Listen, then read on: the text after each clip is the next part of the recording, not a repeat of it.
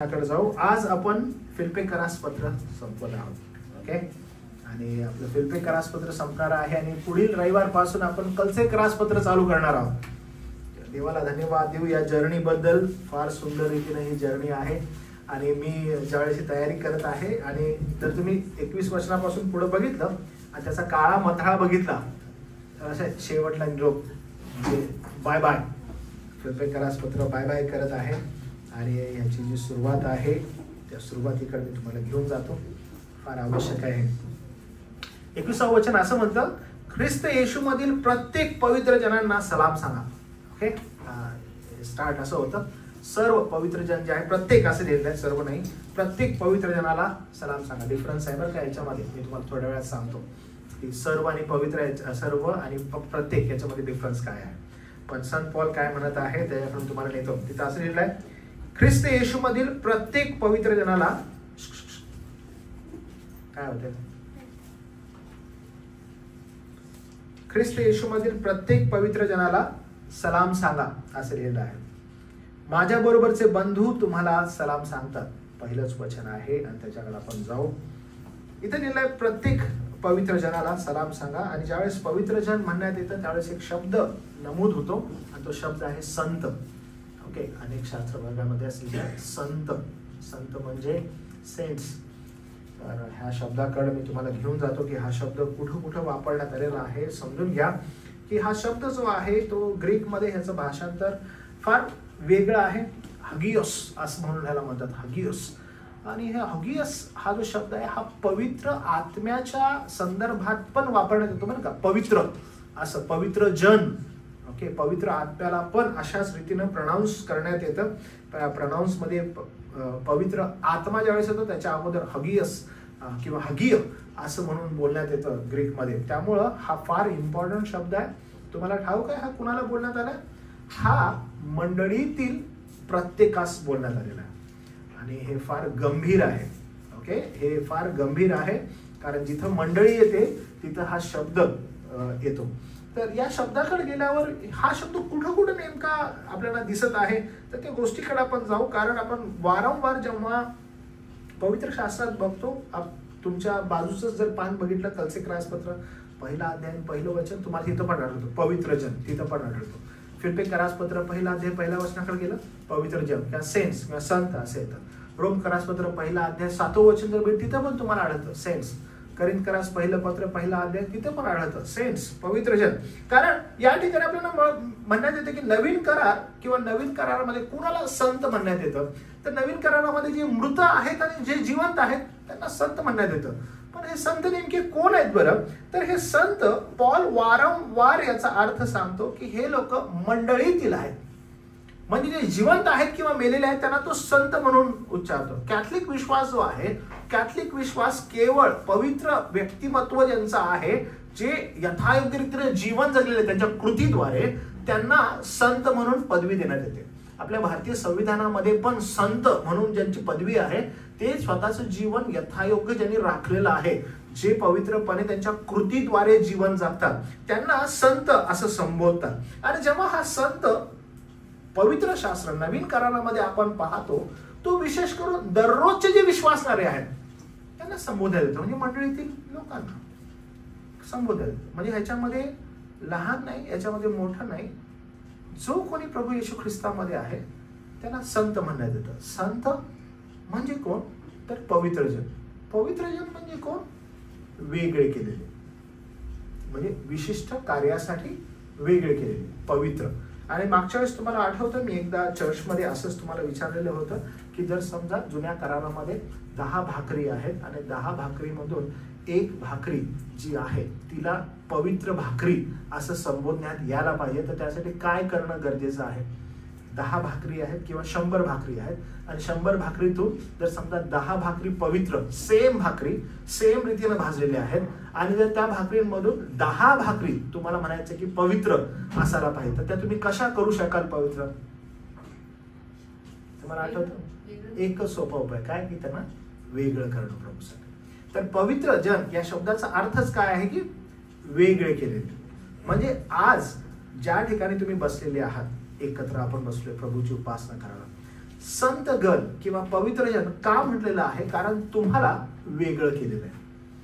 आपण हे फार इम्पॉर्टंट आहे ज्यावेळेस आपण संतगण किंवा पवित्र जन असं म्हणतो, वेगळे केलेले. आणि जर आपण 21 वचन नीट वाचलं तिथं काय दिसत आहे आपण जरा लक्ष देऊ. तिथं काय म्हटलेलं आहे बघा. तिथं असं लिहिलेलं आहे, ख्रिस्त येशूमध्ये. It's not about our on.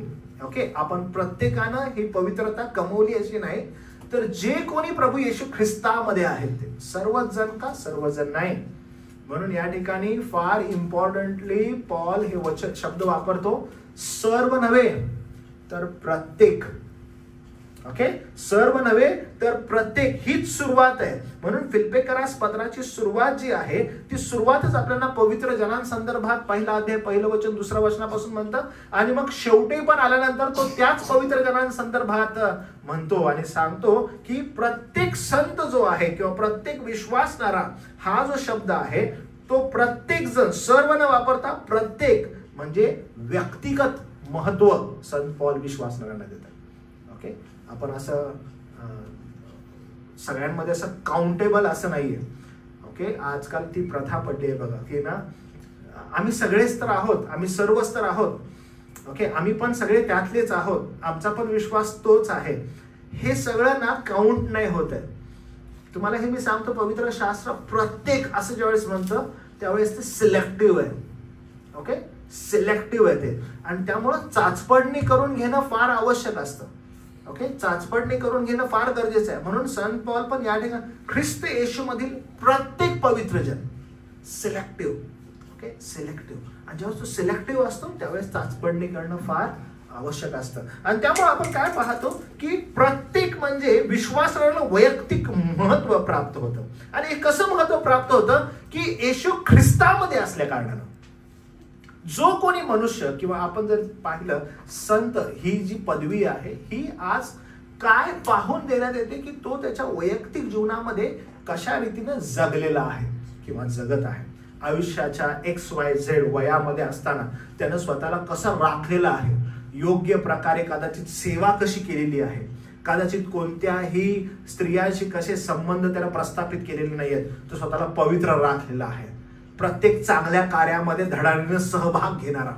आणि म्हणून या व्यक्तिमत्वाकडे पाहिल्यानंतर लोक काय म्हणत आहेत की हा संत म्हणून याला म्हणावं. तुम्हाला आठवतं कॅथलिक मधून जी सगळ्यात मोठी ही जी संत म्हणणारी पदवी आहे ती भारतामध्ये कुणाला दिलेली होती? मदर टेरेसाला. आणि त्याविषयी खूप मोठं वादळ पण आजकाल उठवलेलं आहे की तिला कसं काय संत म्हणण्यात येत आहे, तिला संत म्हणून तिची पदवी जी आहे ती पुन्हा घ्या, असं पण सध्याचं जे वातावरण आहे ते बोलत आहे. तिच्या व्यक्तिमत्वाला का संत म्हटलं? कारण तिनं ज्या प्रकारे मानवाची सेवा केली, तिनं ज्या प्रकारे कुष्ठरोग्यांची सेवा केली, ज्या प्रकारे तिनं दरिद्रांची सेवा केलेली आहे, गरिबांची सेवा केली, त्या लेकरांना उचलून कशा रीतीने तिने नेलं, आणि हे सगळं जे अनालायझेशन झालं आणि त्यानंतर मग भारत सरकारनं म्हणून तिला संत म्हणून पदवी द्यावी. आणि ज्यावेळेस या सगळ्या गोष्टींकडे पाहण्यात येतं त्यानंतर तिला संत म्हणण्यात येतं. पण ज्यावेळेस आपण ख्रिस्ती विश्वासाकडे पाहतो, नवीन कराराच्या मंडळीकडे पाहतो, संत पॉल मंडळीतील प्रत्येकाला संत म्हणून हाक मारतो. तुमच्यामध्ये आणि माझ्यामध्ये ती कॅपेबिलिटी आहे नाही आहे हे सगळं बाजूला राहतं बरं का, की आपण किती चांगल्या रीतीनं व्यक्तिगत आयुष्यामध्ये जीवन जगलेलो आहोत, काय मी मदर टेरेसा सारखी काही मदत केलेली आहे का, काय तशा प्रकारे मी काही सहभाग घेतलेला आहे का.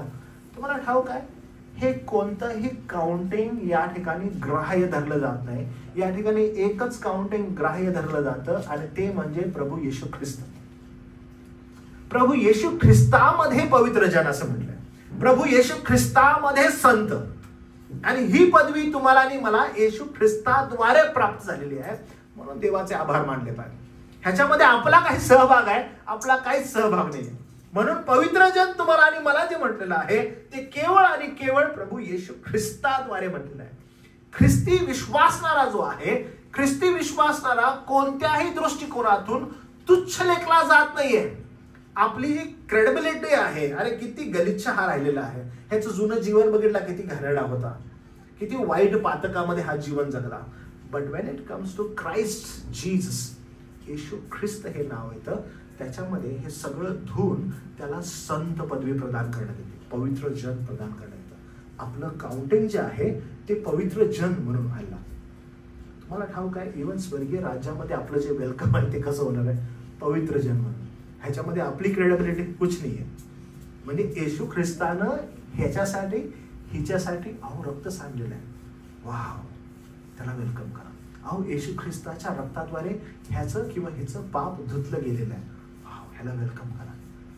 तुमचं आणि माझं जे वेलकम आहे ते तुमच्या आणि माझ्या कृतींद्वारे नाही, तर येशू ख्रिस्तानं वधस्तंभावर केलेल्या कृतीद्वारे आहे. त्यामुळं आपण येशू ख्रिस्ताला सदैव कृतज्ञ असलं पाहिजे. लक्षात घ्या, शेवटल्या दिवसांमध्ये तुम्हाला आठवतं ना, परगरीकडे शिकत असता शेवटल्या दिवसांमध्ये काही आत्मे दिसणार आहेत आणि त्या आत्म्यांसंदर्भात पण ते पवित्र जनांचे, संत गणांचे आत्मे आहेत. ते जीव कुणाचे? संत गणांचे. संत गण कोण? वेगळे केलेले, निवडलेले. आणि येशू ख्रिस्त वारंवार म्हणतो बघा, मी तुम्हाला या जगापासून निवडलेला आहे, मी तुम्हाला ह्या जगापासून वेगळं केलेलं आहे. का? तुम्ही संत असावं, तुम्ही पवित्र जन असावं. आणि हे केवळ आणि केवळ तुम्हाला आणि मला प्रभू येशू ख्रिस्ताद्वारे मिळालेलं आहे. आणि म्हणून या ठिकाणी आपण ज्यावेळेस पाहतो जो शब्द आहे, ते शब्दाला तुम्ही अंडरलाईन करू शकता. प्रत्येक, सर्व नाही बरं का, तिथं लिहा तुम्ही. प्रत्येक, सर्व नाही. प्रत्येक म्हणजे कोण बरं? तर ही जी काळजी आहे संत पौलाची, ही काही सामाजिक किंवा सामूहिक काळजी नाही बरं का. तुम्हा सर्वांविषयी माझी काळजी आहे असं नाही बोलत, सामूहिक नाहीये. तर ही काळजी जी आहे ही वैयक्तिक आहे. It's a personal thing. Okay, वैयक्तिक काळजी. आणि संत पॉल ऍज अ पास्टर तो काय करत आहे? वैयक्तिक काळजी करत आहे. आणि वैयक्तिक काळजी फार महत्वाची असते. वैयक्तिक कसली काळजीची? तर आध्यात्मिक स्वरूपाची काळजी आहे. आणि तो म्हणतो ही वैयक्तिक आहे. तो प्रत्येक संताला किंवा प्रत्येक व्यक्तीला तो स्वतःच्या हृदयात ठेवत आहे. संत पॉल, मला माहित आहे की एक पाळक ही जी गोष्ट आहे ना, ही जी जबाबदारी आहे, ही काही सर्वसाधारण जबाबदारी नाहीये. आणि पॉल याचं प्रतिबिंब ना त्या ठिकाणी करतो. पॉल याचं प्रतिबिंब त्या ठिकाणी पाहतो की प्रत्येकाची जी काळजी आहे ती वैयक्तिक आहे. आणि वैयक्तिक कसली काळजी आहे? त्याच्या आध्यात्मिक जीवनाची. आणि म्हणून संत पॉल म्हणतो येशू ख्रिस्तामधील प्रत्येक पवित्र जन, भले तो लांब आहे, तो फिलिप्पीच्या लोकांना पत्र लिहित आहे, पण पत्र लिहिताना प्रत्येकाच्या आध्यात्मिक जीवनाची तो काळजी करत आहे. आणि हे वैयक्तिक आहे, सामूहिक नाहीये. आणि म्हणून एक पाळक असणं आणि ती जबाबदारी निभावणं फार आवश्यक आहे. आणि त्यामुळं ज्या वेळेस एखादा पाळक किंवा एखादा सेवक मंडळीची काळजी करतो त्यांच्या आध्यात्मिक जीवनासंदर्भात, त्यांच्या पवित्र जीवनासंदर्भात, त्यावेळेस ती काळजी वैयक्तिक असते, सामूहिक नसते. कारण देवानं दिलेली ती काय आहे? एक फार मोठी जबाबदारी आहे. मागील आठवड्यामध्ये जेव्हा मी काही पाळकांसमवेत एक सेमिनारमध्ये होतो, तेव्हा मी त्यांना त्यांच्या जबाबदारीची जाणीव करून देतो. त्यांना सांगत होतो की हे कधीच मायने होत नाही की किती लोक तुमच्या संगती आहेत किंवा किती लोक तुमच्या बरोबर आहेत. हे मायने होतं की काय तुम्ही त्यांच्या आध्यात्मिक जीवनाची काळजी करता. त्यासाठी तुमचं पाचारण आहे, त्यासाठी तुम्हाला बोलवणं आहे. ऍटलिस्ट तुम्ही एका संदर्भात जबाबदारी आहात का? तुम्ही पहा, मागच्या दिवसांमध्ये त्याच मेसेजला अनुसरून मी काही गोष्टी लिहित होतो की they are accountable. Pastors are accountable. पाळक लोक जबाबदार आहेत. कशाविषयी? तुमच्या प्रत्येकाच्या आध्यात्मिक जीवनाविषयी. मला माहिती आहे, जर मी तुमचा पाळक आहे, मी रिस्पॉन्सिबल आहे, मी जबाबदार आहे तुमच्या वैयक्तिक आध्यात्मिक जीवनासाठी. आणि ते फार आवश्यक आहे. ती जबाबदारी असल्या कारणानं मला जबाब देणं आहे. मी जबाबदार आहे. आणि जबाबदार जर आहे तर त्या दृष्टिकोनातून मला तुमच्याशी बोलणं गरजेचं आहे. त्या दृष्टिकोनातून मला तुमचं मार्गदर्शन करणं गरजेचं आहे. म्हणून संत पॉल म्हणतो प्रत्येक, सर्व नाही ऑर्डिनरी. अरे तुम्ही सगळे लोक या रे, सर्व लोक या रे, सामूहिक रीतीने या रे, नाही. It's a personal thing. वैयक्तिक आहे सगळं.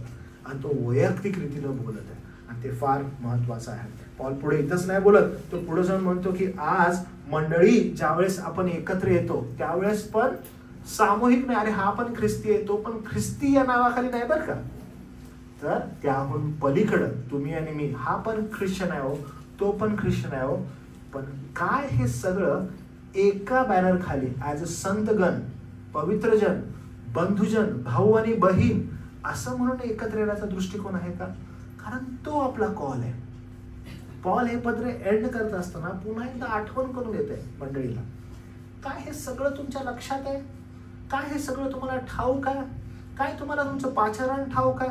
ह्या सगळ्या गोष्टी तो एकत्रित करत आहे, कारण आता तो पत्र संपवणार आहे. आणि म्हणून आपला जो अप्रोच आहे, आपलं जे पाहणं आहे ते त्याच बरोबर असणं गरजेचं आहे. इथंच नाही थांबत बरं का तो. याच वचनाचा बी पार्ट, या वचनाचा बी पार्ट लगेच आपल्याला काय दिसतं बघा. तो म्हणतो माझ्या बरोबर किंवा माझ्या बरोबरचे बंधू. मोस्टली हा तिमोथी आहे, एपफ्रोदित आहे, कारण त्यांचं नाव आपल्याला ह्या पत्रात दिसतं. त्याचे बंधू आहेत. या गोष्टीमध्ये या वचनाच्या दुसऱ्या बी भागात आपल्याला असं दिसतं की प्रभूचं जे सेवा कार्य आहे हे काही अलोन सेवा कार्य नाही आहे. म्हणजे आज समजा मी ॲज अ पास्टर या ठिकाणी आहे आणि I am just leading you towards Christ, आणि ख्रिस्ताचं जे पवित्रीकरण आहे त्याच्याकडे मी तुम्हाला वारंवार एनकरेज करत आहे. पण याचा अर्थ बिलकुल हा नाही की आय एम अलोन देअर, मी एकटा आहे. संत पौल याची आठवण करून देतो की ह्या सेवा कार्यामध्ये माझे बंधुगण माझ्याबरोबर आहेत, आणि हे बंधुगण मला काय करतात, हेल्प करत आहेत. आणि मग तो मंडळी लिहितो की तेही तुम्हाला सलाम सांगतात. लक्षात घ्या, जो कोण पास्टर किंवा जो कोणी पाळक न तो असं म्हणतो की मैं एकटा काफी आहे, I can handle everything alone. तुम्हाला सांगतो मी की हे अशक्य आहे. There should be a brothers always been together. जे मदतनीस आहेत आणि ते सदैव त्याच्याबरोबर असतात. पॉल बिलकुल त्याची आठवण करून देतो मंडळीला आणि सांगत आहे की हे बंधुगण माझ्या बरोबर आहेत, तेही तुम्हाला सलाम सांगतात.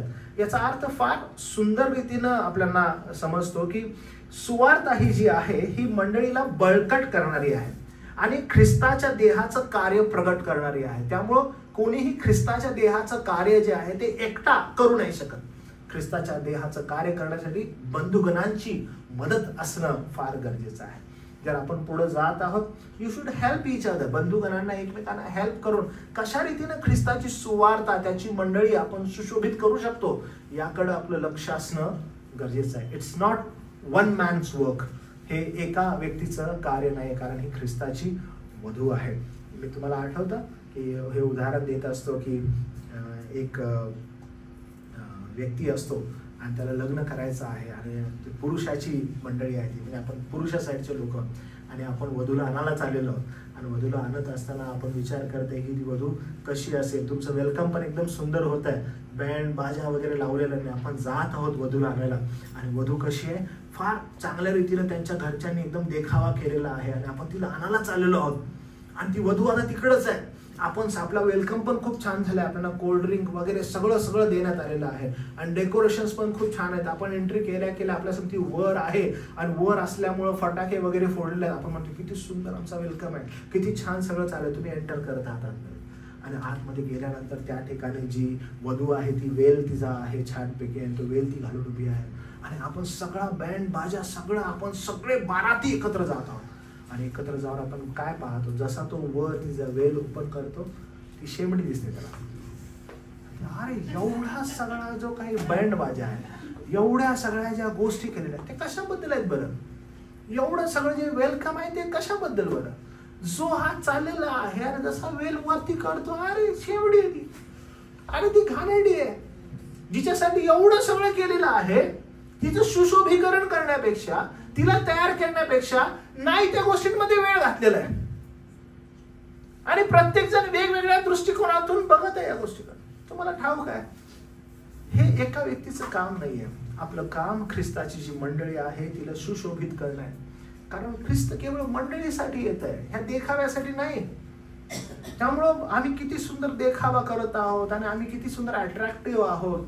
तुम्हाला माहिती आहे का आमची बिल्डिंग किती मोठी आहे, अहो तुम्हाला माहिती आहे का आमचं डेकोरेशन किती मोठं आहे. हे अट्रॅक्टिव्ह नाहीये प्रभूसाठी. प्रभूसाठी हे आहे की जी वधू, ज्या वधूसाठी मी येणार आहे ती वधू कसली असली पाहिजे माझ्यासाठी, ती किती सुशोभित. आणि एका व्यक्तीचं काम नाहीये. तर सुवार्ता किंवा ह्या मंडळीला एकत्रित करणं, ह्या मंडळीला सुशोभित करणं, ज्या मंडळीसाठी प्रभू येत आहे ते काम बंधुगणांचं आहे. म्हणून पॉल म्हणतो की माझ्या संगती या सेवेमध्ये, या सुवार्ता कार्यामध्ये बंधू आहेत आणि तेही तुम्हाला सलाम सांगतात. म्हणून पहिल्या वचनातील दुसरा भाग आपल्याला एनकरेज करतो की आपण एकत्रित प्रभूच्या मंडळीची काय करावी, बांधणी करावी. हो, इथंच नाही थांबत बरं का, अजून एक समोरची एक गोष्ट आहे आणि ती फार महत्वाची. बघा इथं काय लिहिलं आहे या दुसऱ्या वचनामध्ये, असं म्हटलेलं आहे 22वं वचन, सर्व पवित्र जन व विशेष करून, आता हे ऍब्सोल्युटली इम्पॉर्टंट आहे बरं का, पुन्हा एकदा सर्व पवित्र जन असं म्हणाल्यानंतर जे पावला बरोबर आहेत बंधुजन ओके. आणि त्याचबरोबर आता पॉला संगती असणारे काही लोक, तुम्हाला ठाऊक का नाही पॉल कुठे आहे सध्या, हे पत्र लिहिताना आठवतं तुम्हाला? तुरुंगामध्ये.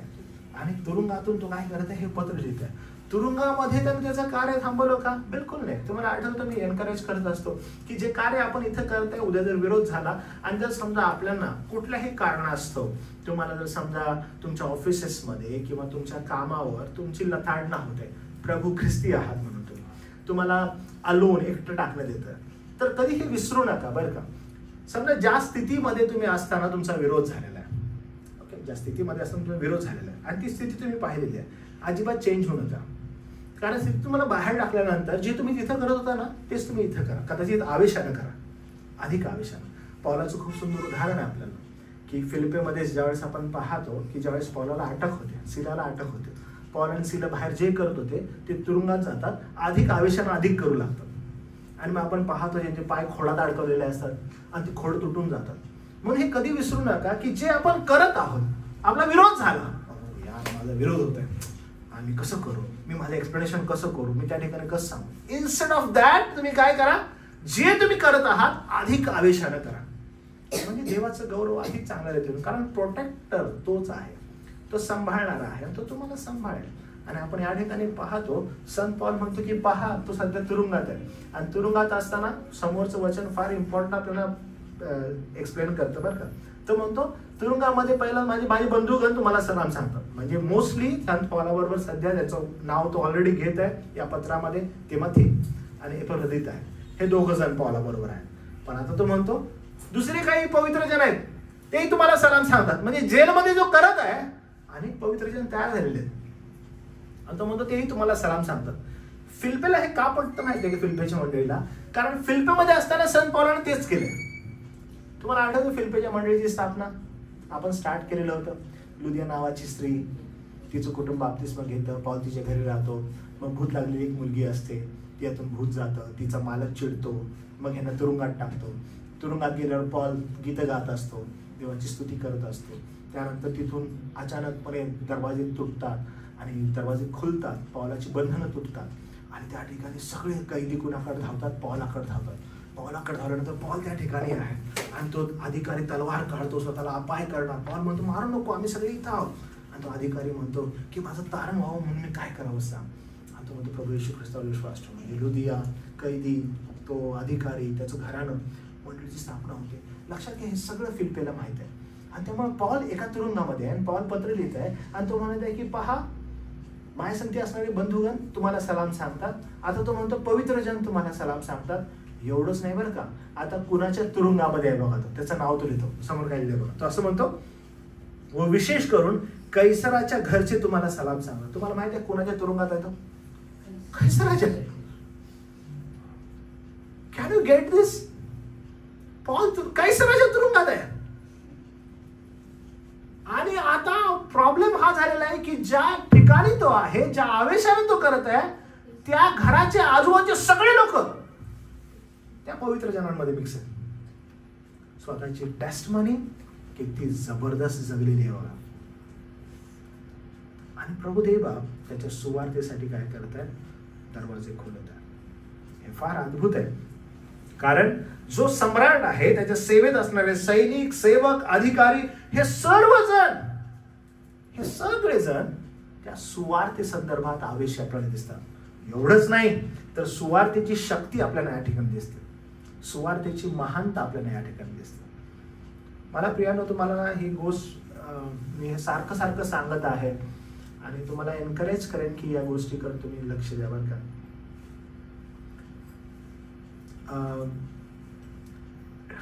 ही एक सगळ्यात गंभीर सध्या परिस्थिती आहे, ज्यावेळेस सध्या काही पवित्र शास्त्र अध्ययन करणारे जे काही सॉलिड थिओलॉजिन्स आहेत ते असं म्हणत आहेत की नोहाच्या कालखंडानंतर सगळ्यात विचित्र कालखंड जर कोणता आहे तर हा कालखंड आहे सध्या. म्हणजे भ्रष्ट झालेली जी मानसिकता आहे, ती भ्रष्ट झालेली मानसिकता नोहाच्या कालखंडानंतरची आत्ताची. मला तुम्हाला सांगायला जरा पण त्रास होत नाही ही गोष्ट, आणि हे तुम्हाला परखड सांगायला की जेवढा सुवार्तेमध्ये गोंधळ किंवा घोळ आत्ता चालू आहे तो कधीच नव्हता. सुवार्तेमध्ये जे काही मोठ्या प्रमाणात विचित्र प्रकारे भेसळ चालू आहे ती एवढी कधीच नव्हती जी सध्या आता आहे. जेवढा जास्त सो कॉल ख्रिस्ती विश्वास या जगाच्या वासनेकडे आकर्षित होत आहे तेवढा कधीच नव्हता. आणि ही फार गंभीर बाब आहे, कारण आज सुवार्ता कुणाला ऐकायची नाही. आज सुवार्ता कुणाला म्हणजे त्यांना त्याकडे जायचंच नाहीये. आपण ज्यावेळेस हे ऐकतो आणि हे पाहतो, लोकांना सुवार्ता ऐकायची होती. तुम्हाला ठाऊक आहे, जेव्हा पेत्र उभा राहतो आणि भाषण करायला लागतो, पेत्राच्या पहिल्या भाषणाला 3000 पुरुष प्रभूकडे वळतात. पेत्राच्या दुसऱ्या भाषणाला 5000 पुरुष प्रभूकडे वळतात. ह्याचा अर्थ काय होता माहिती का? ते अतिउच्च ठिकाणी लोक आलेले होते, कारण त्यांना मोठमोठ्या प्रमाणात जे काही आज्ञा होत्या, नियम होते, त्याच्यामध्ये लोक दबलेले होते. पुष्कळ नियम त्यांच्यावर लादण्यात आलेले होते. आणि पेत्र उभा राहतो आणि म्हणतो की तुम्हाला कसं तारण होऊ शकेल आणि आम्ही काय करावं आता आम्हाला सांग. आणि पेत्र त्यांना म्हणतो की तुमच्या घराण्याचं तारण व्हावं म्हणून तुम्ही प्रभू येशू ख्रिस्तावर विश्वास ठेवा आणि पिता पुत्र पवित्र आत्म्याच्या नावात तुम्ही बाप्तिस्मा घ्या. ज्यावेळेस ही गोष्ट निदर्शनास येते की आम्हाला काय करायचं नाही, आम्हाला केवळ ही गोष्ट करायची, कारण येशू ख्रिस्ताने सगळं आमच्यासाठी केलेलं आहे. किती जबरदस्त आहे. आणि मग पवित्र आत्म्याचं कार्य एवढं अद्भुत रीतीनं आपण त्या ठिकाणी पाहतो आणि आपल्याला बाप्तिस्मा दिसतो. एवढंच नाही, जगाची उलथापालथ दिसते. सध्याची परिस्थिती अशी आहे की लोकांनी सुवार्तेमध्ये फार विचित्र प्रमाणात गोंधळ केलेला आहे. आणि आज तारण सुवार्तेद्वारे ते म्हणतात की आम्ही आकर्षलेलो आहोत, कारण आम्हाला माहित आहे की कोणत्या गोष्टी त्या ठिकाणी त्या सुवार्तेमध्ये आणि लोकांना काय हवा आहे देहाच्या गोष्टी, आणि तिकडे ते आकर्षित होतात. पण प्रभूचं वचन सुवार्ते संदर्भात असं म्हणतं की पित्याने आकर्षिले वाचून मज कडकून येणार नाही. लोक स्वतःहून आकर्षण जात आहेत कारण त्यांना जगाच्या गोष्टी दिसत आहेत, पण तारणासाठी पित्यानं आकर्षण घेणं गरजेचं आहे आणि ते आपल्याला दिसत आहे की होत नाही. एक पवित्र शास्त्र अध्ययन करणारा लेखक असं म्हणतो की आता नवीन तारण सोडून द्या बरं का. तो असं म्हणतो आता नवीन तारण होणं अशक्य झालेलं आहे, कारण लोकांना देहामध्ये आणि देहाच्याच गोष्टी एवढ्या आवडत आहेत की त्याच्यामध्येच ते मग्न झालेले आहेत. तर नवीन तारण तुम्ही सोडूनच द्या, कारण ऑलरेडी सुवार्ता सांगून झालेली आहे. आता प्रश्न हा आहे की जे कोणी प्रभूचं नाव घेऊन त्याचा धावा करत आहेत त्यांचं खरंच तारण झालेलं आहे का, हे चाच पडून आज बघणं गरजेचं आहे. फार विचित्र गोष्टी चालू आहेत बरं का. आपल्याला ह्या सुवार्ते संदर्भात फार गंभीर होणं गरजेचं आहे, कारण आपण पाहतो की इथं सुवार्तेची शक्ती आणि तिचं सामर्थ्य बघा की विरोध करणारा ज्याच्या तुरुंगामध्ये आहे ना, त्याच्या महलात सुवार्ता गेलेली आहे. आणि महलातच नाही, आजूबाजूचे सगळे नातेवाईक त्यांना प्रभूचं वचन कळालेलं आहे आणि हे सगळे त्या पवित्र जनांमध्ये समाविष्ट झालेले आहेत. आणि ज्यावेळेस पौल पत्र लिहित आहे, कुणाला लिहित आहे रे? आणि फिलिप्पीला पत्र, आमचा सलाम लिहिलं, आमचा सलाम पण सांगा. दॅट काइंड ऑफ तशी गोष्ट निर्माण झालेली आहे. किती अद्भुत आहे बघा हे सगळं, किती अद्भुत सुवार्तेचं सामर्थ्य आहे. आज ही जी सुवार्ता आहे, ही सुवार्ता फार विचित्र रीतीनं लोकांपर्यंत पसरवण्यात येत आहे. मागील आठवड्यामध्ये मला एकानं एक व्हिडिओ पाठवला. पुण्याचा कोणतरी ना प्रॉफिट आहे तो, आणि त्यानं अशी मोठी गळ्यात चेन घातलेली आहे आणि त्याच्यामध्ये तो असं म्हणतो मी माझं नवीन प्रॉफिटिक बुक रिव्हील करत आहे आणि 5, 6, 7 तारीख म्हणजे काल परवा झालेलं आहे ते रिव्हील करत आहे. आणि त्याच्यामध्ये मला खुद्द डॅनियलनं येऊन प्रगटीकरण केलेलं आहे आणि ते प्रगटीकरणाचं जे पुस्तक आहे ते मी रिव्हील करत आहे. तुम्हाला फ्री इथे यायचं आहे, राहणं खाणं सगळं तुमचं माझी टीम करेल, तुम्ही कृपा करून या आणि त्याचा अनुभव घ्या, असं तो म्हणत आहे. आणि किती हजारो लोक त्याच्याकडे आकर्षित होत आहेत आणि लोक तिकडे जात आहेत, कारण काहीतरी प्रॉफिटिक बुक डॅनियल सारखं तो प्रदर्शित करत आहे, मी लिहिलं आहे असं तो म्हणत आहे. लोक आकर्षित होत आहेत. सुवार्तेला बाजूला सारून काहीतरी अनन्यसाधारण गोष्ट आम्हाला काय ऐकायला मिळेल, कशी मिळेल, इकडं ते आकर्षित होत आहेत. आणि संत पॉल सुवार्तेचं जे सौंदर्य आहे, त्याचं जे सामर्थ्य आहे ते तो सांगतच राहत आहे.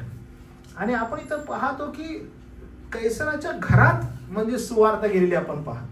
काय जबरदस्त ह्याचं सामर्थ्य, म्हणजे शत्रूच्या ठिकाणीही मंडळी रुजलेली आपल्याला आढळते.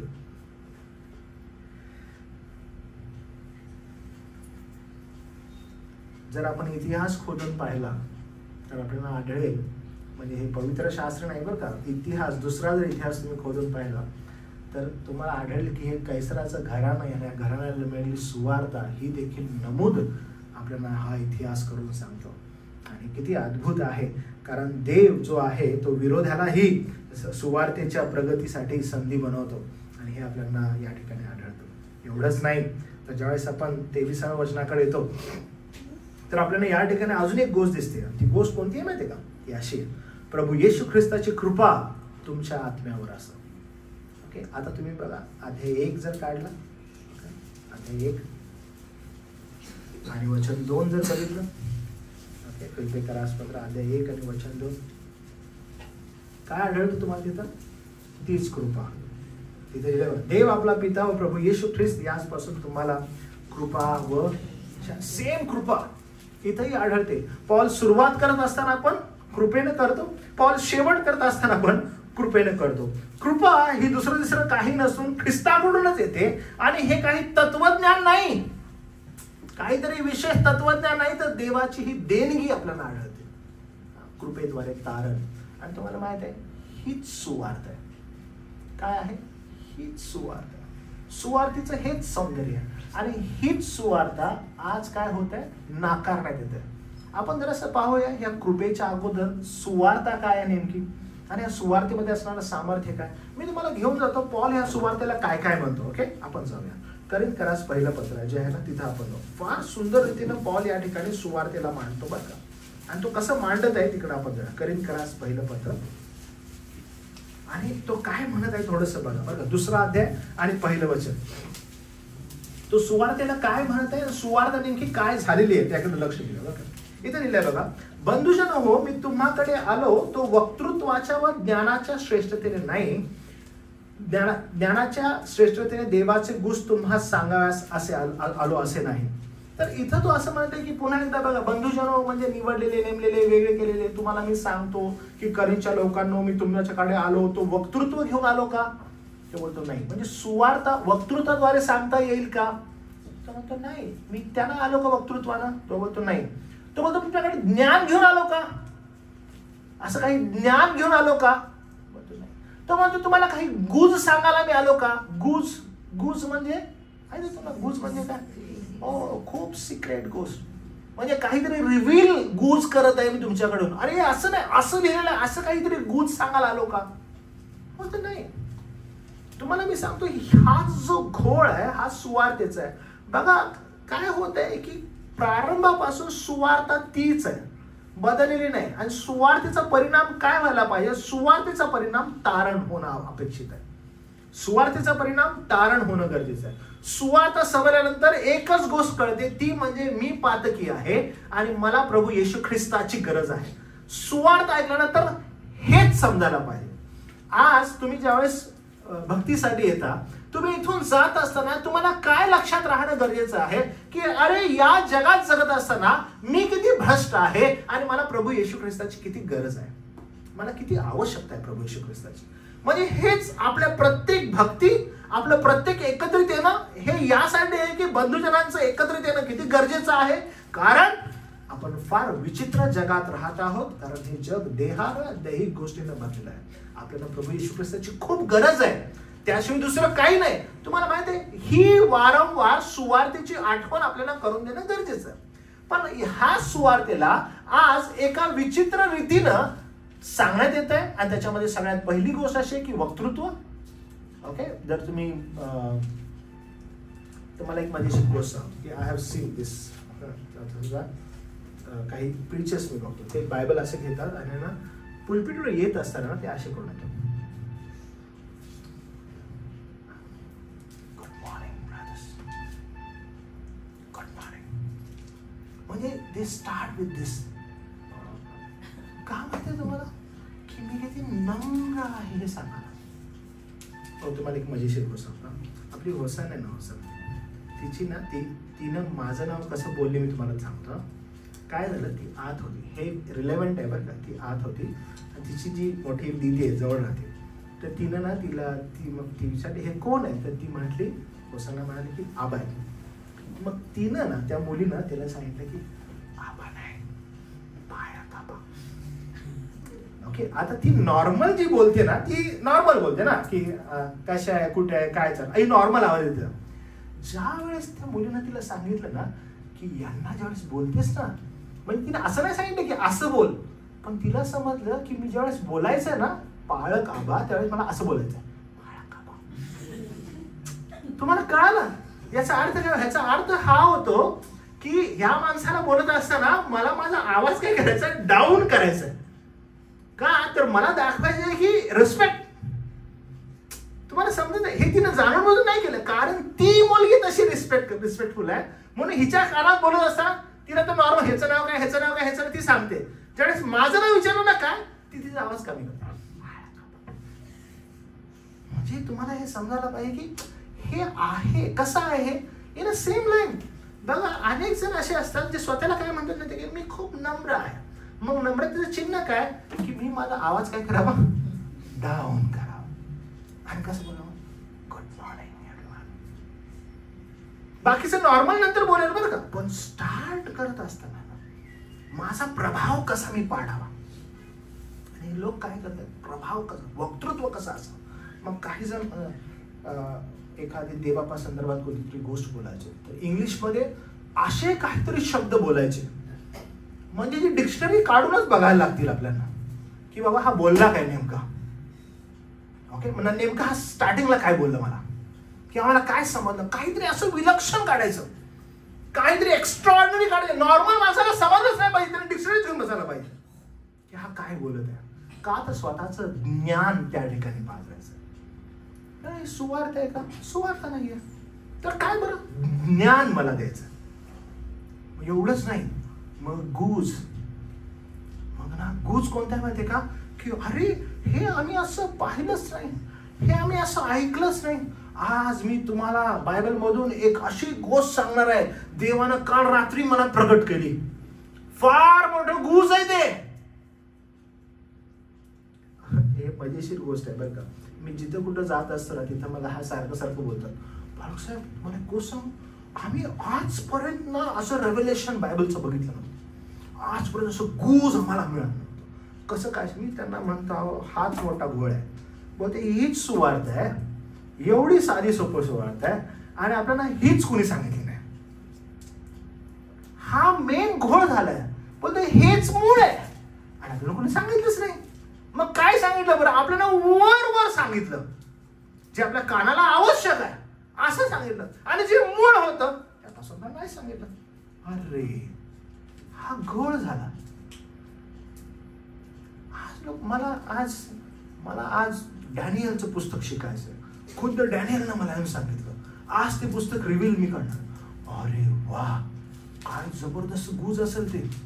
पण जे सुवार्थेचं मूळ आहे, ज्या सुवार्थेद्वारे तारण आहे, तेच मला कोणी नाही सांगितलं. आणि पॉल बिलकुल ती गोष्ट लक्षात आणून देतात त्यांना की सुवार्ता कैसराच्या घरात पोहोचलेली आहे आणि कैसराच्या घरातच नाही, अधिकारी सगळे लोक तेही सलाम सांगतात. सुवार्तेचं ते सामर्थ्य आहे. पण लोक वक्तृत्व, लोक आकर्षण, ज्ञान, गुज इकडे जाते.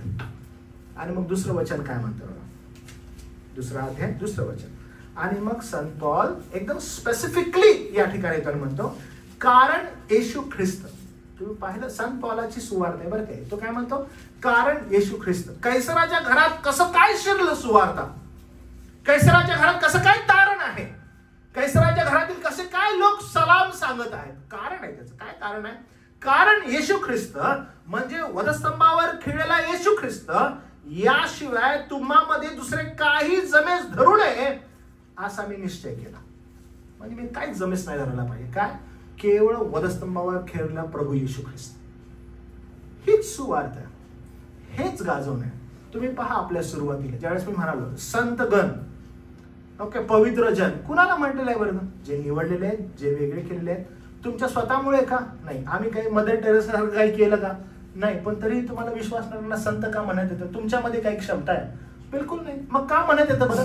प्रभू येशू ख्रिस्त. का बरं प्रभू येशू ख्रिस्त? कारण वधस्तंभावर त्यानं तुमचं आणि माझं पाप स्वतःवर घेतला आणि त्याचं नीतिमत्व आपल्याला दिलं. येशू ख्रिस्ताच्या नावामध्ये आपल्याला पवित्र म्हणून संबोधन देतो. वाव, कसलं जबरदस्त आहे. म्हणजे येशू ख्रिस्त वधस्तंभावर खिळलेला येशू ख्रिस्त, याच्याशिवाय दुसरं काही जमेच नाहीये. म्हणजे जे काही कारण आहे आपल्याला, ते कारण कुणामुळे मिळालेलं आहे? येशू ख्रिस्तामुळे. सुवार्थ कुणाकडे जात आहे? कैसराच्या घरात. कशामुळं? येशू ख्रिस्तामुळं. कसे काय ते लोक स्वीकृती करत आहेत? येशू ख्रिस्तामुळं. पौल म्हणतो माझ्यामध्ये काही सामर्थ्य आहे? काहीच नाही आहे. कुणामध्ये आहे? सुवार्थेमध्ये सामर्थ्य आहे. कसं काय बरं? बघा तू तिसरं वचन काय म्हणतो, मी तुम्हाजवळ अशक्त, भयभीत, अतिकंपित असा झालो. तुम्ही बघितलं तो काय म्हणत आहे? मी कसा आहे? तो म्हणतो मी तुम्हाजवळ अशक्त आहे, मी तुम्हाजवळ भयभीत आहे, अतिकंपित असा झालेलो आहे. म्हणजे माझ्यामध्ये काय आहे का? कुछ नाही भाई. सुवार्थ ज्यावेळेस येते त्यावेळेस माणूस काय, माणसामध्ये काहीच नाहीये. म्हणून मी तुम्हाला एनकरेज करेन, तुम्ही तुमच्या या देहाच्या जीवनामध्ये, दैहिक जे जीवन आपण जगत आहोत, तुम्हाला आणि मला प्रभूनं आत्मा दिलेला आहे आणि आपण आत्मिक दृष्टिकोनातून या देहाशी लढणं गरजेचं आहे. कारण हे देहानं भरलेलं जग आहे. ह्याच्यामुळे तुम्हाला विरोध होईल का? ऍब्सोल्युटली होईल. तुम्हाला त्रास होईल का? ऍब्सोल्युटली होईल. डिस्करेज होऊ नका. तुम्हाला वाईट वाटून घेऊ नका, कारण हे होणं आवश्यक आहे. तुम्हाला वाईट वाटू नये की अरे काय माझ्यासाठी होत आहे. Do not be discourage. Okay, कारण हे होणं अपेक्षित आहे. जर असं असतं ना की तुम्हाला त्रासच नाही होत आहे, मग तुम्ही म्हणा की तुमचं काहीतरी वाईट चालू आहे बघा आयुष्यामध्ये. If you are feeling bad, तुम्हाला जर त्रास व्हायला लागला, तुम्हाला जर वेदना होत आहे त्या जगापासून, तुम्ही म्हणा की I am the right path. पण डिस्करेज होऊ नका, वाईट वाटून घेऊ नका. कारण पवित्र जनांना आसरा आहे. संत पौल म्हणतो मी तुम्हाजवळ अशक्त, भयभीत, कंपित असं झालो. माझं वैयक्तिक जीवन असंच आहे. म्हणतो मी भयभीत आहे, कंपित आहे, ह्या जगात जगत असताना अहो मला काही समजत नाही काय करावं. बोलतो तुमच्यामध्ये जे सामर्थ्य आहे ना ते सुवार्थेचं आहे. प्रभू येशू ख्रिस्तानं तुमच्यासाठी जो प्राण दिलेला आहे ते लक्षात आणा. तो म्हणतो माझं भाषण, आता पौल काय म्हणत आहे, तो म्हणतो माझं भाषण, माझी घोषणा ही ज्ञानयुक्त अशा मन मिळवणाऱ्या शब्दांची नव्हती. म्हणजे माझं टार्गेट नाही अरे मी कसं बोलू आणि कसं सांगू, मन कसं ह्याचं मी वळवू, मी कसं भावनावश याला करू. तर तो काय म्हणतो बघा, तर आत्मा व सामर्थ्य यांच्या प्रतिपादनाची होती. मग तो आत्मा आणि सामर्थ्य याच्या प्रतिपादनाची होती. आत्मा आणि सामर्थ्य म्हणजे नेमकं काय बरं? तो वधस्तंभावर खिळलेला प्रभू येशू ख्रिस्त, ते एकमेव सामर्थ्य आहे आणि त्याच्या प्रतिपादनाची होती, दुसरं काहीच नाही. तो काय म्हणत आहे बघा, यासाठी की तुमचा विश्वास मानवी ज्ञानाने नव्हे तर देवाच्या सामर्थ्याने असावा. तुम्ही बघितलं, आपला विश्वास मानवी ज्ञानाने नाही तर देवाच्या सामर्थ्याने असावा. देवाचं सामर्थ्य ख्रिस्ताचा वधस्तंभ आहे. तुम्हाला आठवतं मी एकदा चर्चमध्ये हा मेसेज दिलेला आहे की जर देवबापाला सामर्थ्य त्याचं प्रदर्शित करायचं आहे, जर तुम्हाला कुठलं सामर्थ्य प्रदर्शित करायचं आहे, तुम्ही काय करता? तुमच्यातील एखादी बेस्ट गोष्ट समोर आणता की तुम्ही कसे बेस्ट आहात. तुम्हाला जर आठवत असेल तर बघा की जर तुम्हाला दाखवायचं की तुम्ही किती भारी आहात तर तुम्ही काय करता? तुमची जी बेस्ट गोष्ट आहे ती समोर आणता, एकदम बेस्ट गोष्ट. देवाला ज्यावेळेस त्याचं सामर्थ्य प्रगट करायचं आहे, देवबाप त्याचं सामर्थ्य वधस्तंभ आणतो. येशू ख्रिस्ताचा वधस्तंभ, आणि हे देवाचं सामर्थ्य आहे. यासाठी की तुमचा विश्वास मानवी ज्ञानाने नाही तर देवाच्या सामर्थ्याने असावा. 6वं वचन बघा, जे पोक्त आहे त्यामध्ये आम्ही ज्ञान सांगतो, पण ते ज्ञान या युगाचे नाही, या युगाचे नाहीसे होणारे अधिकारी यांचेही नाही. म्हणजे ह्या युगाचं ज्ञान आम्ही सांगत नाही, आम्ही हे या युगाचं ज्ञान सांगत नाही बसत. स्वतःच अधिक मी किती ज्ञानी आहे हे प्रदर्शित करण्यासाठी जगामधल्या गोष्टी घेऊन जगामधल्या गोष्टी चघळत बसणं हे आपलं काम नव्हे. हे तुम्हाला सांगितलं की मी सेमिनार मध्ये सांगितलं, मला आठवत नाही. पण जर समजा मी मूळचा इलेक्ट्रिशियन आहे, ओके, आणि मी वायरिंग वगैरे करतो आणि मी कोणाच्या घरात गेलो आणि घरात गेल्यानंतर ना त्यांची ट्यूबलाईट बघितली. हो, तुमची ट्यूबलाईट ना बरोबर नाही आहे. मला एक पाना द्या आणि मला एक टेस्टर द्या, मला एक पकड द्या, मी तुमची ट्यूबलाईट नीट करतो. ओके, मग मी त्यांची हे केली, मी त्यांच्या वायरिंगकडे गेलो, तुमचा डब्बा खोलतो तो वायरचा आणि तो डब्बा नीट करायला लागतो. तुम्हाला माहित आहे माझं काम हे नाहीये. माझं काम, कदाचित मला त्याचं ज्ञान आहे, मी कदाचित थोड्या वेळ त्यांना सांगितलं अहो तुमचं असं असं हे तुम्ही नीट करू शकता, पण हे माझं काम आहे का? माझं काम हे नाही. माझं काम फॅन काढून फॅन नीट करत बसणं आहे का? नाही, माझं काम ते नाही. माझं काम आहे की आत्मिक जीवनामध्ये या लोकांना कशा रीतीनं वाढवावं, त्यांना कशा रीतीने ह्या जगामध्ये जगत असताना उत्तेजन द्यावं, त्यांना कशा रीतीनं उत्तेजन द्यावं की कसं लढा तुम्ही. त्यामुळे जे मत जवळ आहे ते एकच आहे, काय आहे बरं, की मानवी ज्ञान नाही तर देवाच्या सामर्थ्य असावं, ते एकमेव पुरवठा करावा की त्यांनी ह्या जगामध्ये जगावं, आत्मिक जीवनासाठी जगावं, तो दृष्टिकोन असावा. कोण काय म्हणत आहे बघा, तर दैवी ज्ञानाचे रहस्य आम्ही सांगतो ते गुप्त ठेवले होते, ते युगाच्या पूर्वी तुमच्या आमच्या गौरवाकरिता देवानं नेमले, ते या युगाच्या अधिकाऱ्यातील कोणालाही कळत नाही. त्यांना कळाले असते तर त्यांनी गौरवाच्या प्रभूला वधस्तंभावर खेळले नसते. या लोकांना कधी ते समजेल का? कधी नाही समजणार. But only one thing you need to do. लक्षात घ्या, ह्या जगातील आजूबाजूचे जे देहाने जगणारे लोक आहेत त्यांना घाबरू नका, ते तिकडेच आकर्षित होतात. ते जर तुम्हाला सांगतील तर तेच सांगतील. तुम्हाला जर काही करायचं आहे, तुम्ही अशक्त भयभीत पॉल म्हणतो मी कसं आहे, अहो कापत होतो मी, पण जे मी बोलत होतो ते ह्या जगाच्या गोष्टी नव्हत्या, ह्या जगातील लोकांना कधीच समजणार नाही. तुम्ही ज्यावेळेस बोलाल कदाचित त्या जगातील लोकांना नाही कळणार, त्यांना वाटेल की हे काय दरवेळेसचं सेम टू सेम आहे ना, तसंच तर आहे. पण मी तुम्हाला सांगत आहे, सुवार्तेमध्ये फार मोठा घोळ झालेला आहे, गोंधळ झालेला आहे. तुम्हाला जपायचं आहे, तुम्हाला फार जपायचं आहे, कारण सुवार्तेचा जो परिणाम होणं अपेक्षित आहे तो एकच आहे, ते म्हणजे तारण. कारण ह्या जगामध्ये काय झालेलं आहे बघा, वचन 18 पासून पुढं, पहिला अध्याय 18 पासून पुढं बघा काय लिहिलेलं आहे, नेमकं काय घटना घडत आहे. तो असं म्हणतो, कारण ज्यांचा नाश होत आहे त्यास वधस्तंभाचे शिक्षण मूर्खपण आहे, तर ज्या तारण प्राप्ती होत आहे अशा आपणास ते देवाचं सामर्थ्य आहे. जसं मी तुम्हाला मगाशी सांगितलं की सुवार्ताचं जे सामर्थ्य आहे ते वधस्तंभ आहे, देवाचं सामर्थ्य, आणि सुवार्तेचं जे मूळ आहे ते. आणि त्यामुळे आपला जो फोकस आहे ना तो सदैव सुवार्तेवर असू दे. लोकांना ते मूर्खपणाचं वाटत आहे, जसं मी तुम्हाला सांगितलं ना, सुवार्तेमध्ये काय झालंय, घोळ झालेला आहे, गोंधळ झाले, त्यांना मूर्खपणाचं वाटत आहे. काय ऐकायचं आहे, समथिंग न्यू वी नीड. आम्हाला काहीतरी ज्ञान हवं आहे, आम्हाला काहीतरी वेगळी गोष्ट हवी आहे, आणि लोकांकडे तिकडे आकर्षित होत आहे, तिकडे ते लोक जात आहे. नो डाऊट हे होत आहे का, हे होणार, हे झालेलं आहे, हे होत राहणार. आणि संत पौल पुढे असं म्हणतो, मी ज्ञानाचे ज्ञान नष्ट करीन व बुद्धिमंतांची बुद्धी व्यर्थ करीन, असा शास्त्रलेख आहे. म्हणजे आज लोकांना जे वाटत आहे, जे लोक तिकडे आकर्षित होत आहेत, तो म्हणतो या युगाचे ज्ञानी शास्त्री वाद करणारे कोठे आहेत, देवाने जगाचे ज्ञान मूर्खपणाचे ठरवले की नाही. कारण जग देवाच्या ज्ञानाने वेष्टित असतात, त्याला आपल्या ज्ञानाच्या योगाने देवाला ओळखता आले नाही, कधीच ते ओळखू नाही शकणार देवाला. तो काय म्हणतो बघा, तेव्हा गाजवलेल्या वार्तेच्या मूर्खपणाचे योगे विश्वासणाऱ्या लोकांचे तारण करावे हे देवाला योग्य वाटले. देवबाप त्याचं तारण करेल का? ऍब्सोल्युटली करेल. कुणाचं करेल बरं? जे सुवार्ता ऐकतील आणि सुवार्तेवर विश्वास ठेवतील. आणि तो म्हणतो ते लोक कोण आहेत? तो म्हणतो कारण यहुदी चिन्ह मागतात, हेलेनिक ज्ञानाचा शोध करीत असतात. संत पौल म्हणतो 23व्या वचनात, आम्ही वधस्तंभावर खेळलेला ख्रिस्त गाजवतो. हा यहुद्यास अडखळण, हेलेन्यास मूर्खपणा. सुवार्थ हीच आहे.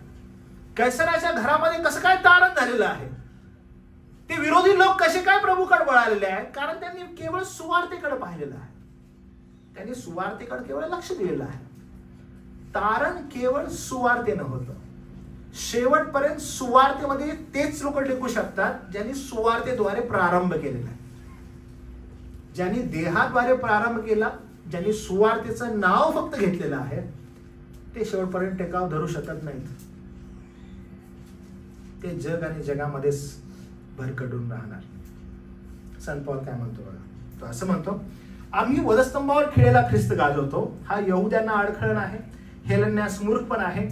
पण तो म्हणतो पाचारण झालेले यहुदी व हेलेन्य अशा दोघांशी तो देवाचे सामर्थ्य व देवाचे ज्ञान असं ख्रिस्त आहे. दुसरं कोण नाहीये बरं का.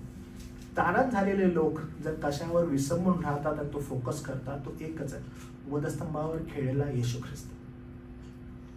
तारण झालेल्या लोकांचं ते चिन्ह आहे. ते कशामध्ये संतुष्टता मानत आहेत? वधस्तंभावर खेळलेला प्रभू येशू ख्रिस्त. तारण झालेल्याचं चिन्ह काय बरं? ते म्हणतात आम्ही संतुष्ट आहोत. कशामध्ये बरं? वधस्तंभावर खेळलेला प्रभू येशू ख्रिस्त. मग ते हेरण्य असोत, यहुदी असोत, त्यांची संतुष्टता त्याच्यामध्ये. तुम्ही जे या ठिकाणी बसलेले आहात, लक्षात घ्या, कैसर काय मोठा महान, त्याच्या तुरुंगामध्ये हा असणारा व्यक्ती, त्याच्या नजर कैद येत आहे तो. आणि ह्या कैसराच्या घरचे सगळे लोक पौलाकडे. कसं शक्य आहे बरं? कारण सुवार्तेत सामर्थ्य. जे असख्य अनन्य साधारण वाटत आहे ते देव शक्य करतो, कारण सुवार्तेत सामर्थ्य. आज घोळ झालेला आहे. आज लोक विचित्र परिस्थितीत आहे, कारण कोण ज्ञानाच्या मागे धावत आहे, कोण चिन्हांच्या मागे धावत आहे. आणि पौल म्हणतो ह्या सगळे लोक एकाच ठिकाणी एकत्र येऊ शकतात, तर ती गोष्ट कोणती आहे? वधस्तंभावर खेळलेला येशू ख्रिस्त. आणि ते लोक लाजतील असं पौल सांगत आहे. पुढे तो असं म्हणतो बघा, पाचारण झालेले यहुदी हेलनी अशा दोघांशी तो देवाचे सामर्थ्य आहे, देवाचे ज्ञान असा ख्रिस्त आहे. संत पौल काय म्हणतो बघा, 26 बंधुजन हो, तुम्हास झालेले पाचारण पहा. ओके, म्हणजे एनकरेज करत आहे. जे लोक सुवार्तेमध्ये त्यांना तो एनकरेज करत आहे. बंधुजन हो, तुम्हा झालेले पाचारण पहा. तुम्हामध्ये संसार दृष्ट्या ज्ञानी समर्थ कुलीन असे फार नाहीत, तरी ज्ञानास लाजवावे म्हणून देवाने जगातील जे मूर्ख ते निवडले, आणि बलवानास लाजवावे म्हणून देवाने जे दुर्बळ ते निवडले. म्हणजे देवबापाची ही कृती आहे. सुवार्तेचं सामर्थ्य तुम्हाला प्रगट व्हावं म्हणून ती कृती आहे. फार विलक्षण ही गोष्ट आहे बरं का. इन कमिंग डेज ज्यावेळेस प्रभू त्याच्या गौरवानं येईल, त्यावेळेला सो कॉल्ड स्वतःला ख्रिस्ती म्हणवणारे लोक हे किती उरतील आपल्याला ठाऊक नाही आहे. ओके, बिलकुल आपल्याला ठाऊक नाही. कारण सुवार्तेला अनेकांनी बगल दिलेली आहे, आणि ते सुवार्तेच्या ऐवजी अनन्य गोष्टींकडे प्रभू येशू ख्रिस्ताच्या नावामध्ये आकर्षित होतात. आणि देवबाप करो, ज्यांना फिलिप्पियरास पत्र संपत असताना पौल म्हणत आहे की पवित्र जन, आणि हे पवित्र जन त्यांच्या स्वतःच्या कृतीमुळे नाही, स्वतःच्या विश्वासामुळे नाही, किंवा बायबल असं जवळ पकडून इथे येऊन हॅलो एव्हरीवन एवढं असं बोलून वगैरे प्रदर्शित करणं ह्याच्यामध्ये पण नाही आहे. कारण मी तुम्हाला सांगत आहे की केवळ एकच गोष्ट पवित्र जनांमध्ये आपण आहोत की नाही ही आपल्याला पारखण्यासाठी आणि चाचपडण्यासाठी आहे, आणि ती म्हणजे ख्रिस्त येशू, वधस्तंभावर खेळला प्रभू येशू ख्रिस्त. कारण तो देवाचं सामर्थ्य आहे, तो तारणाचा आपला फोकस आहे, ते शिक्षण आहे, आणि त्यांच्याविषयीच यामध्ये म्हटलेलं आपण आढळतं. कारण ख्रिस्त हा जीवनाचा आधार व साधन आहे. आणि म्हणून संत पौल ज्यावेळेस क्लोज करतो, तो क्लोज करत असताना ही गोष्ट त्या ठिकाणी म्हणतो. काय म्हटलं आहे त्यानं एकदम शेवटला म्हणतो, कृपा जी सुरुवात त्यानं केली त्याचा एंड त्यानं केला, आणि तो बिलकुल ती गोष्ट सांगत आहे. आणि तो म्हणत आहे की प्रभू येशू ख्रिस्ताची कृपा तुमच्या आत्म्यावर असो. तो म्हणतो कृपेने सुरुवात झालेली आहे आणि कृपेने शेवट करत आहे. तो म्हणतो की कृपा ही केवळ पापांची क्षमा नाही, तर दैनंदिन जीवन जगण्यासाठी आपल्याला मिळालेली शक्ती आहे. आणि तुम्ही सगळेजण तुमच्या सगळ्यांवर येशू ख्रिस्ताची ती कृपा सदैव असो. आणि आपल्याला कृपा या शब्दाचा अर्थ ठाऊक आहे की कृपा म्हणजे आमची योग्यता नाही, आमची पात्रता नाही, आणि आमच्यावर देवानं दया केलेली आहे. येशू ख्रिस्तामध्ये आपल्यावर दया केली. 21व्या वचनात लिहिल्याप्रमाणे येशू ख्रिस्तामध्ये ते दयेमुळं तुम्हाला आणि मला पवित्र जन असं संबोधण्यात आलं, संत म्हणण्यात आलं. संत पौल इथंच नाही म्हणत, नंतर तो असं म्हणतो तेच नाही, इन्फंट माझ्या जवळ असणारे लोक आपल्याला पुन्हा एकदा आठवण करून देण्यात येते की सुवार्ता प्रदर्शित करणं किंवा सुवार्ता सांगणं हे एकाचं काम नाही. We should be all together to proclaim. आणि आपण प्रत्येकानं हे सांगणं गरजेचं आहे की आम्ही बंधुगण जोपर्यंत एकत्रित आहोत तोपर्यंत आम्ही प्रभूच्या राज्याची सुवार्ता शेवटपर्यंत सांगू. 22व्या वचनात लिहिल्याप्रमाणे सर्व पवित्र जन, पुन्हा एकदा संत गणांचा उल्लेख आहे की सर्व पवित्र जन ते त्याच्या बरोबर आहेत. आणि तो विशेष करून म्हणत आहे की कैसराच्या घरचे लोक, अधिकारी हे कसे झालेले आहेत. तर आपण पाहिलं हे सामर्थ्य पौलामध्ये आहे का कैसराच्या लोकांना वळवायचं त्यांचं मन? बिलकुल नाही. पौलाचं काही वक्तृत्व आहे का? तो बोलतो नाही. ज्ञान माझं आहे का? नाही. हे कसं शक्य झालेलं आहे? हे केवळ सुवार्तेमुळे शक्य झालं. आपण चाचपडणे केली तर आपल्याला समजतं की सुवार्तेमध्येच ते सामर्थ्य आहे, मनुष्याच्या ज्ञानामध्ये, त्याच्या वक्तृत्वामध्ये नाही. आज विशेष करून गरज अशी आहे आणि आज आपल्याला वाईट वाटणं आवश्यक आहे की सुवार्तेमध्ये खूप मोठ्या प्रमाणात घोळ तयार झालेला आहे आणि लोक ज्ञानाकडे धाव घेत आहेत, लोक चिन्हांकडे धाव घेत आहेत, लोक अनेक भावनिक गोष्टींकडे धाव घेत आहेत आणि सुवार्तेला त्यांनी वेगळं केलेलं आहे. प्रभू येशू ख्रिस्तामध्ये आपण आभार मानू की पवित्र जन म्हणून तो आपली निवड करत आहे, पवित्र जन म्हणून तो आपल्याला बोलवत आहे. आणि जर पवित्र जन म्हणून बोलवत आहे तर आपण स्वतःला चाचपडणे करून घेणं गरजेचं आहे. जर मी पवित्र जन आहे तर हे होणं आवश्यक आहे. काय बरं, माझं काउंटिंग जगामध्ये होणार नाही, या प्रवाहाच्या मी विरोधात आहे. म्हणून मी तुम्हाला एनकरेज केलं की लक्षात घ्या, कदाचित तुम्ही ज्या ठिकाणी असाल, कदाचित घर असेल, कदाचित ऑफिस असेल, कदाचित काम असेल, पॉल स्वतःचं व्यक्तिमत्व ठेवतो. तो म्हणतो की मी स्वतः पण असंच आहे. कसं बरं, थरथरत होतो, भीत होतो, कापत होतो, माझं व्यक्तिमत्व तसंच आहे. पण वेन सुवार्थ येते, जेव्हा गॉस्पेल येतं, तेव्हा माझ्यामध्ये एक विचित्र प्रकारची, एक वेगळ्या प्रकारची म्हणजे म्हणतो ना सामर्थ्य येतं. आणि ते सामर्थ्य असं तसं नाही, मी एकदम म्हणजे निर्भीडपणे त्याची सुवार्ता सांगू लागतो. कदाचित लोकांना त्याबद्दल त्रास होतो का? हो, होत असेल. त्यांना वाईट वाटत असेल का? हो, वाईट वाटत असेल. पण त्याहून पलीकडं मला जे आनंद त्या सुवार्त्याने दिलेला आहे तो मी दाबेन का? बिलकुल नाही. ते मी प्रदर्शित करणार. आणि पॉल म्हणतो तीच गोष्ट त्यानं केली आणि त्याचा परिणाम असा झाला की ज्या तुरुंगात तो आहे, त्या तुरुंगातील जे लोक आहेत ते सर्व लोक पॉलाजवळ एकत्रित येत आहेत आणि फिलिप्पीचे लोक त्याविषयी विश्वास धरत आहेत की पॉल अशाच प्रकारे त्या ठिकाणी प्रभूचं कार्य करत आहेत. आणि कैसराच्या घरचेही मग सलाम सांगतात. 23व्या वचनात एकदम संपत असताना तो म्हणतो, प्रभू येशू ख्रिस्ताची कृपा तुमच्या आत्म्यावर असो. आपण पाहिलं की सुरुवात तो कृपेपासून करतो आणि शेवट हे कृपेपासून करतो. कारण कृपा आपल्याला पुन्हा एकदा आठवण करून देते की तुझी योग्यता नाही, तुझी पात्रता नाही, पण येशू ख्रिस्ताद्वारेच तुझ्यावरती कृपा झालेली आहे. ख्रिस्ताची कृपा आपल्या आत्म्याबरोबर सदैव आहे. आपल्या रोजच्या जीवनामध्ये जर आपल्याला कशाची गरज आहे तर प्रियांनो ती त्याच्या कृपेची आहे आणि त्याची कृपा आपल्याला शेवटपर्यंत घेऊन जाईल. प्रत्येक वेळेस जगत असताना, थांबत असताना, बोलत असताना, एव्हरी टाइम रिमेंबर दिस. आणि आपल्या मनामध्ये पण प्रार्थना करा की देवा तुझी कृपा आम्हावर करत राहा, तुझी कृपा आम्हावर केलेली आहे, त्याच्या कृपेवर सदैव धन्यवाद देत राहा. पास्ट, प्रेझेंट आणि फ्युचर एव्हरी टाइम त्याच्या ग्रेसबद्दल त्याला धन्यवाद द्या की त्याच्या कृपेद्वारे तो आपल्याला टिकवून ठेवतो. आणि पॉल सुरुवातही करतो, शेवटही करतो. फिलिप्पीची सुरुवात, फिलिप्पीचा शेवट एकाच गोष्टीनं होतो की त्याची कृपा आपल्याला आवरून धरत आहे. देवबाप करो की या फिलिप्पीच्या पत्राद्वारे संपूर्णपणे आपल्याला देवबापाला जी कृपा पुरवलेली आहे आपण त्याविषयी देवबापाला धन्यवाद देऊ, त्याचे आभार मानू आणि त्याला म्हणू की आम्हालाही आमच्या संतगणांवर, एकमेकावर जसं पॉल फिलिप्पीच्या लोकांना एनकरेज करतो, संतगणांवर प्रीती करण्यास तू शिकव. आम्हाला एनकरेज कर की आम्ही सुवार्तेमध्ये एकमेकांचे भागीदार व्हावं. तिसरी गोष्ट आपण सांगू की देवबापा आम्हाला तुझी कृपा पुरव की जी साक्ष तू आम्हाला दिलेली आहे सुवार्तेची ती आम्ही आमच्या प्रियजनांना द्यावी. आमच्या आजूबाजूला, आमच्या कामावर, आमच्या घरामध्ये ती साक्ष आम्ही देत राहावी. आणि चौथी गोष्ट त्या फिलिप्पीच्या पत्राद्वारे आम्हाला देवबापा तू पुन्हा एकदा आठवण करून दिलीस की आमचं रोजचं जीवन आम्हाला ख्रिस्ताच्या कृपेची गरज आहे. आणि ह्या चारही गोष्टी आपल्याला हे पुढे घेऊन जाण्यास हे पत्र शिकवत आहे. देवबापाला या पत्राबद्दल आपण धन्यवाद देऊ. जसं मी स्टार्ट केलेलं होतं की अनेक पौलाची पत्र आहेत, 13 पत्र. त्या 13 मधील हे जे पत्र आहे हे पत्र पौलाचं म्हणतो ना आपण की एव्हरी टाइम त्याचं हार्ट टुवर्ड्स फिलिपियन्स आपल्याला दिसतं.